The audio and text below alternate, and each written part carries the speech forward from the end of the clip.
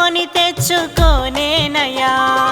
వానల వరదలతో నిండేనయా సునామీతో సుక్కలే సూపేనయా అమావాస్య నందు ఇగ నిండు చందమామ అర్ధరాత్రి సూర్యుడు ఉదయించెలే కొచ్చెర్ల కోటలో కోడి మాట్లాడేను పంది కడుపున మనిషి పుట్టేనయ్యా